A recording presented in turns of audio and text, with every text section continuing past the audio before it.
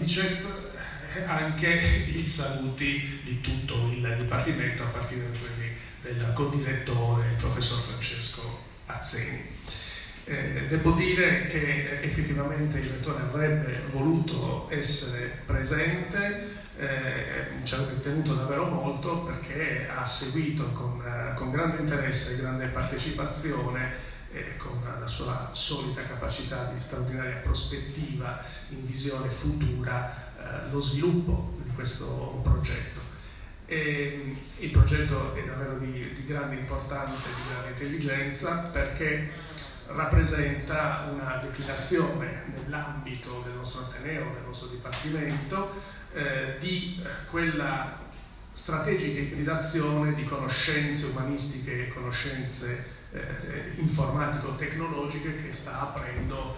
una via nuova, da un lato alla conoscenza e alla ricerca più avanzata. Sono un linguista,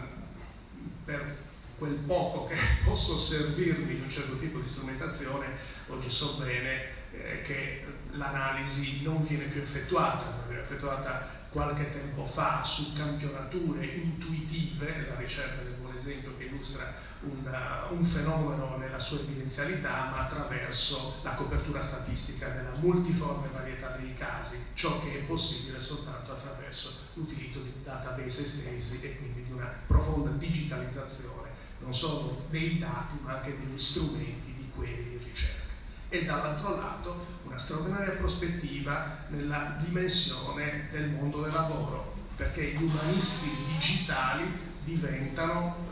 delle figure preziose in tutta una serie di campi, non solo nei campi tipicamente umanistici. Quindi una combinazione che ha una altissima rilevanza, ripeto, sia sul piano scientifico sia sul piano delle ricadute occupative, passando ovviamente per l'organizzazione didattica di questa offerta. Questo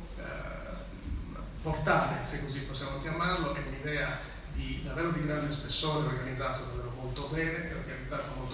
sia nei suoi presupposti concettuali sia nella sua struttura modulare e aperta, come sottolineano gli autori, che consentirà progressivamente di implementare anche tutta un'altra serie di discipline che progressivamente potranno entrare in un quadro peraltro già molto ben ordinato e organizzato.